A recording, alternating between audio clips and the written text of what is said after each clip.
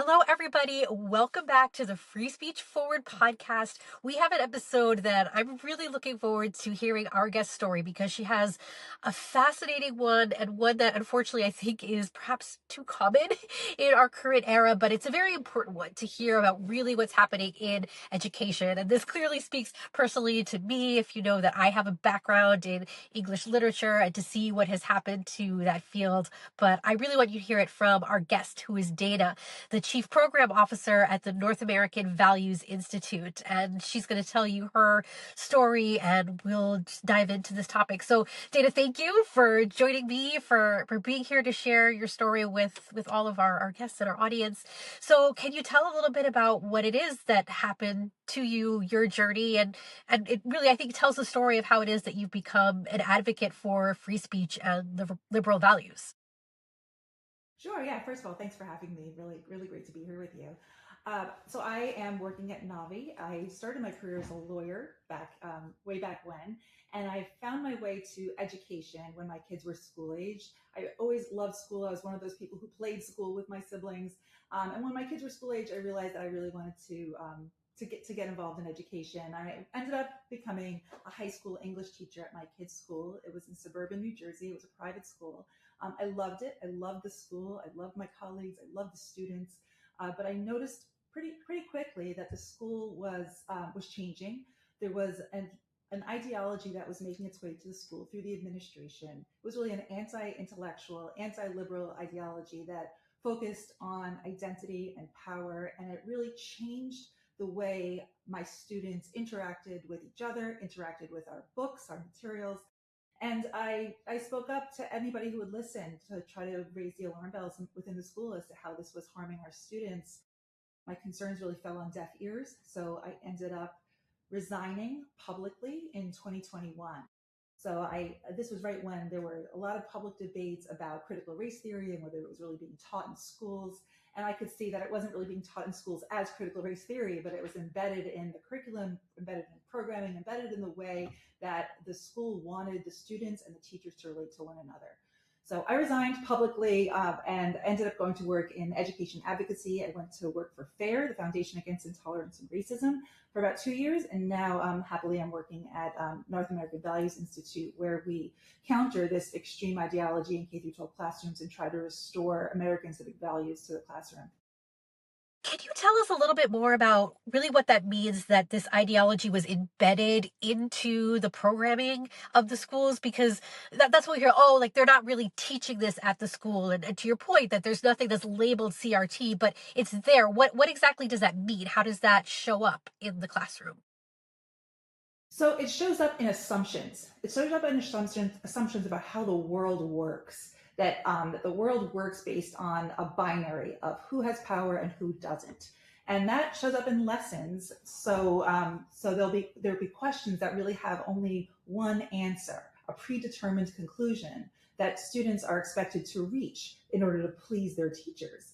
So it's a framework that it shows up in lessons. It shows up in programming, meaning speakers and clubs, and all sorts of ways in which the culture reflects the norms. And the new norms are norms that kind of adopt this framework. And what it does is it really shuts down alternative perspectives, and it makes kids think there's only one way of looking at the world, and any other way of looking at the world would be bigoted. Instead of cultivating curiosity, instead of having them ask questions and wonder and have some intellectual humility over what else might be causing various social outcomes. I see that. I think that even takes us now back to free speech because the way you're describing this approach to education, these assumptions that get baked into how the lessons are taught are very much at odds with the culture, the norms, the values of free speech. So how would you answer that then? So there are plenty of people, I guess, who are fine with this programming in our schools who don't see, I guess, the value of free speech, freedom of expression. What would be your answer to that? How do you respond to these critics with why free speech is so important for how individuals flourish, for how we flourish as a society? Yeah, I think it's a great question. The question is really asking about what is the purpose of education. We want the classroom to be a place where students develop critical thinking skills, where they can encounter lots of facts, explore various interpretations of those facts and arrive at their own independent conclusions. And so I think it is related to free speech in that we want classrooms where open inquiry is a value, where free speech is a value, where people aren't afraid. Really, it's a fear. We don't want students or teachers to be afraid that their thinking will be shut down when they say the wrong thing. So when, I think most teachers are very well intentioned, but they don't see that this framework really has a political agenda built into it. And so they go along with the framework thinking this is just, I'm a good person. I want the world to be a better place. But there are lots of ways to make the world a better place for all. And without exposing students to alternative perspectives through open inquiry, through free speech, we're really depriving them of a true education. I definitely hear that. And one thing I'm really curious to hear from you, precisely because you have this background in English, in helping people perhaps to express themselves, find their voice, articulate different viewpoints with clarity, with conviction, with passion. I'm curious if you could even share some of your ideas that might help our audience become better communicators themselves. So perhaps for people in our audience who maybe went through this kind of schooling and this is the only way they've learned how to approach text, how to approach a conversation, approach writing or communication in any way. Can you share some ways that might help, our audience or maybe even other educators as well to think about how we have open inquiry and how we infuse critical thinking into our modes of thought and communication and expression?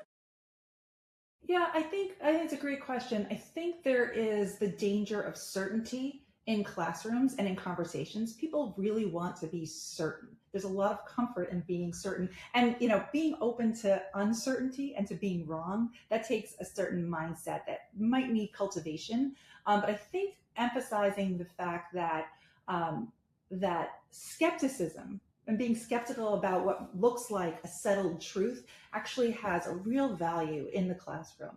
Wondering what else we're missing, wondering what else would be helpful to understanding more deeply a particular problem, a particular text within a conversation. And the idea of the skepticism is it's very hard to bring skepticism into a conversation where everybody agrees. It's risky socially to ask a question, and it can take a lot of courage to do that. So I think students don't naturally do that, so, depending on the age. And I think that it's up to the teacher to model curiosity, model humility. So if everybody agrees that this character is, I don't know, selfish, the teacher could model curiosity by saying, well, let me play devil's advocate for a minute and bring in an alternative perspective. This is something that I did when I was a teacher. I really actually very much enjoyed this kind of conversation. I kind of, I would hedge a little bit. I would frame it up as saying, look, I used to be a lawyer. I like debate. I like argument. Everybody's too much in agreement here. Let's find out what else could be happening. Let's play devil's advocate. Would anybody like to play devil's advocate? No hands would go up the first time I would do this. So I would play devil's advocate as the teacher. But slowly over time, you can, create a culture where inquiry is actually really fun. And I think that's what's missing in a lot of schools right now. You're reminding me a story of one of my favorite teachers where really until the very last day of class, nobody could tell what his positions were on a viewpoint because if ever we were discussing in class, he always made a point to make the strongest argument he could for all of the sides. And so it was that we never really knew until the last day when he finally just kind of sat down and we were like talking with him at the end of class, over some snacks and things that we actually learned more about what he actually thought about things and some of his responses. I mean, Uh, yeah, that's a teacher who really wants his students to learn how to think, right? Let's construct the strongest arguments we can, and then and keep my own thoughts, my own analysis close to the vest. Yeah, that kind of teacher neutrality is what we need.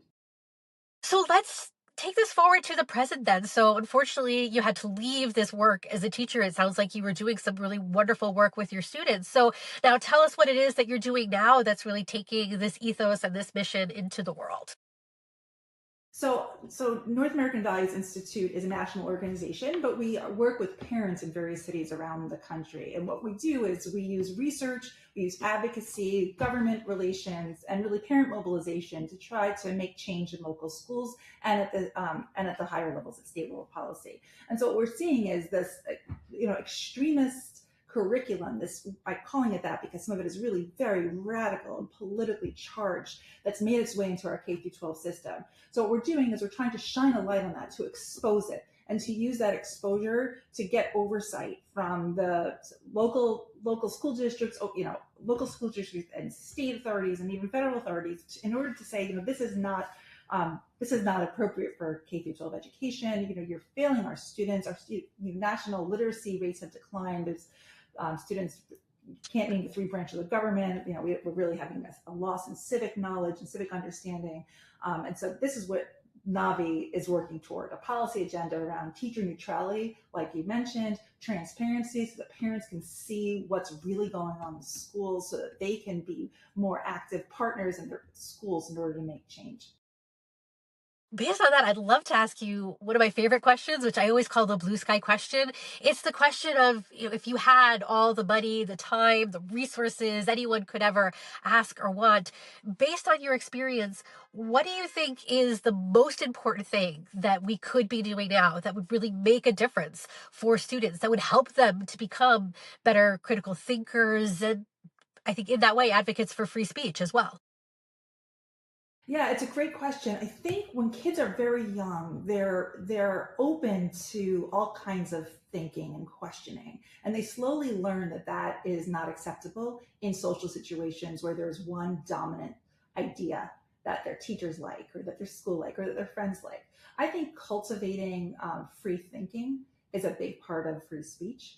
And getting students and our culture more broadly to value a culture of free speech, which means hearing things you don't want to hear, and having the resilience to know that you can say something back, and that you have your own ideas. Those ideas that you hear that you don't like don't go away if other people are shutting them down. So I think if I had all the resources in the world, I would change the culture. I would change it through asking people to be open, people with influence to be open about how important this culture of free speech is.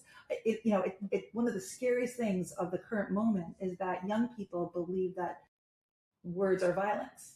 That is the opposite of what we need in a liberal society.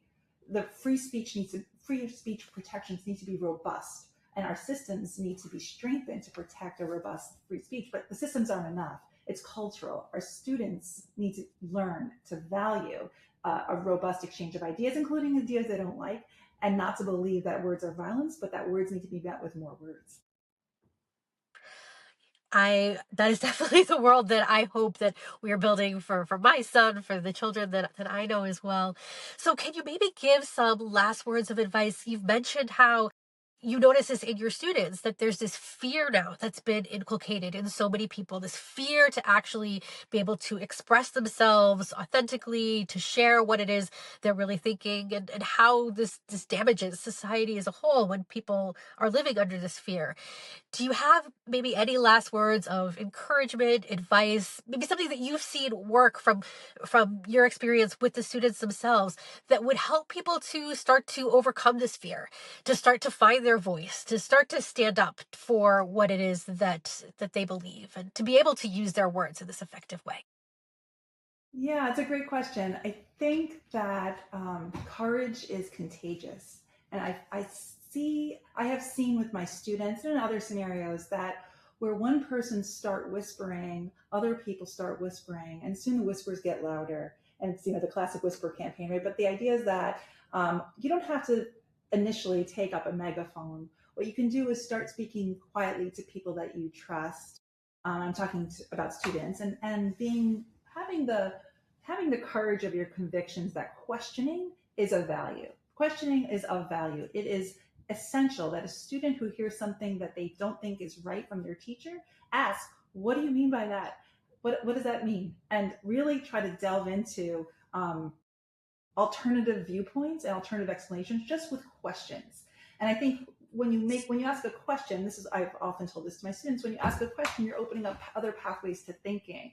You're not necessarily expressing certainty that somebody is wrong and that you're right. You're just asking questions. So that's my advice for students, is to ask questions, is to speak to people they trust, and slowly to build that voice, because when they're courageous, other people around them will take on that same kind of courage, and it will get easier and easier. Uh-huh. Thank you. I That is advice that I certainly love and hope that we can really get this message out to the world to ask more questions and to find your courage through asking more questions. Well, thank you so much for joining me today, for having this conversation, for sharing your story with our audience. Can you just let people know if they wanted to find out more, what's the best way to get in touch or to learn more about Navi and what it is you're doing? Sure, yeah, please take a look at our website, navivalues.org. We recently released a white paper, which is called When the Classroom Turns Hostile, a strategic approach to countering extremism and anti-Semitism in K through 12 education. You can download it at navivalues.org/hostile classroom. We're really excited for the conversations that that's starting and very much appreciate being here with you today, Joy. Oh, thank you. And thank you again to all of our audience. Definitely go check out Dana's work and everything that's being done at Navi. And we will see you here again on this channel in 2 weeks. See you all next time.